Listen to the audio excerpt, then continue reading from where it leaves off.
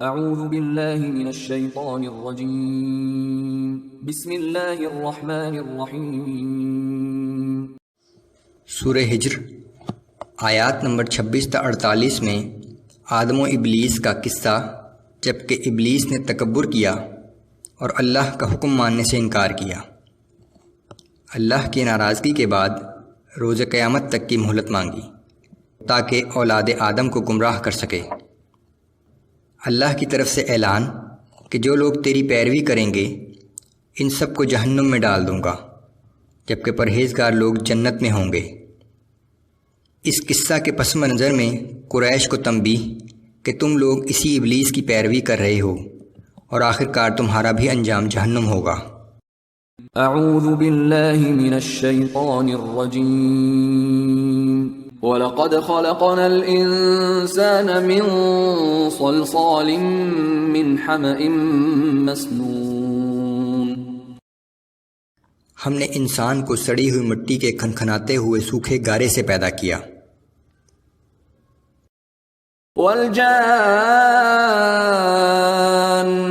خَلَقْنَاهُ مِنْ قَبْلُ مِنْ نَارِ السَّمُومِ۔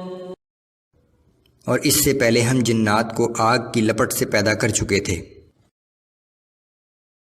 وَإِذْ قَالَ رَبُّكَ لِلْمَلَائِكَةِ إِنِّي خَالِقٌ بَشَرًا مِّن صَلْصَالٍ مِّنْ حَمَإٍ مَّسْنُونٍ۔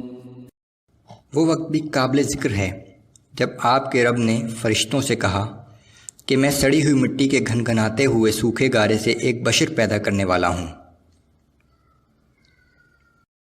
فَإِذَا سَوَّيْتُهُ وَنَفَخْتُ فِيهِ مِن رُّوحِي فَقَعُوا لَهُ سَاجِدِينَ۔ اور جب میں اس کی شکل و صورت کو مکمل اور درست کر کے اس میں اپنی روح پھونک دوں تو تم سب اس کے آگے سجدے میں گر پڑنا۔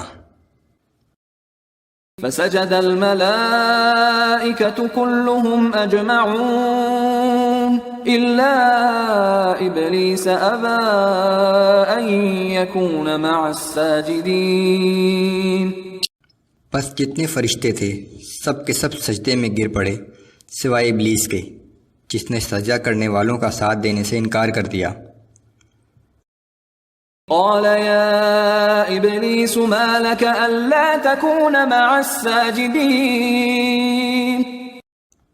اللہ نے فرمایا، اے ابلیس تجھے کیا ہوا کہ تو نے سجدہ کرنے والوں کا ساتھ نہ دیا؟ قال لم أكن لأسجد لبشر خلقته من صلصال من حمأ مسنون۔ ابلیس نے جواب دیا کہ مجھے یہ گوارا نہ ہوا کہ میں اس بشر کو سجدہ کروں جسے تو نے سڑی ہوئی مٹی کے کھنکھناتے ہوئے سوکھے گارے سے پیدا کیا ہے۔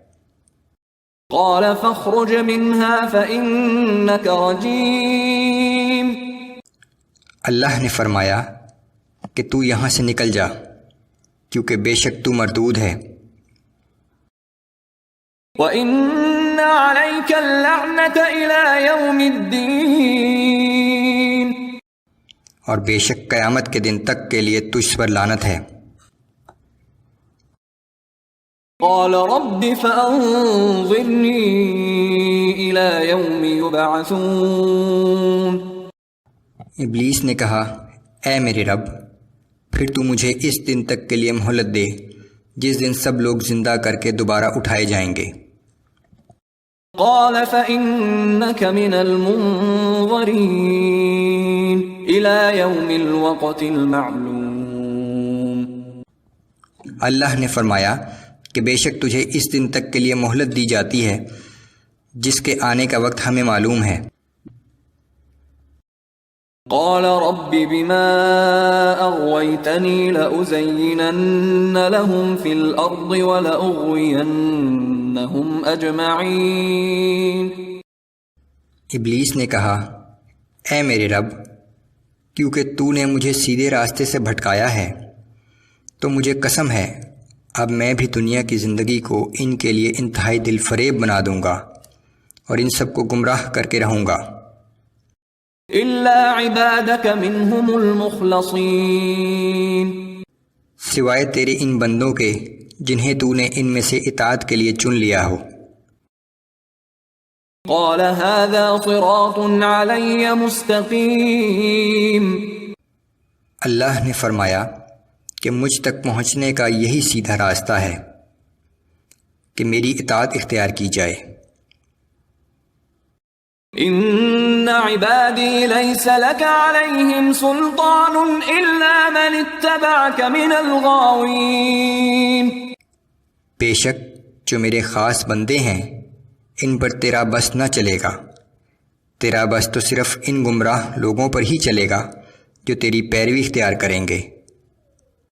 وَإِنَّ جَهَنَّمَ لَمَوْعِدُهُمْ أَجْمَعِينَ، اور بے شک ایسے سب لوگوں کے لیے جہنم کا وعدہ ہے۔ لَهَا 7 أَبْوَابٍ لِكُلِّ بَابٍ مِّنْهُمْ جُزْءٌ مَّقْسُومٌ، اس جہنم کے 7 دروازے ہیں، ہر دروازے میں سے داخل ہونے کے لیے ان گمراہوں میں سے ایک گروہ مخصوص کر دیا گیا ہے۔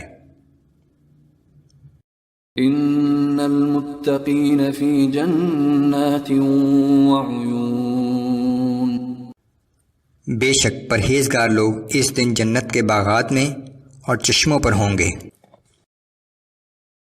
ادخلوها بسلام آمنین، ان سے کہا جائے گا کہ داخل ہو جاؤ ان باغات میں سلامتی کے ساتھ۔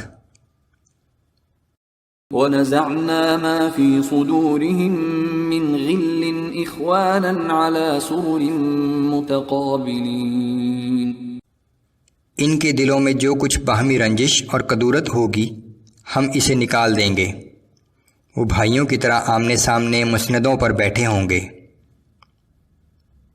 لا يمسهم فيها نصب وما هم منها بمخرجين، نہ تو وہاں انہیں کوئی تکلیف چھو سکتی ہے اور نہ وہاں سے کبھی نکالے جائیں گے۔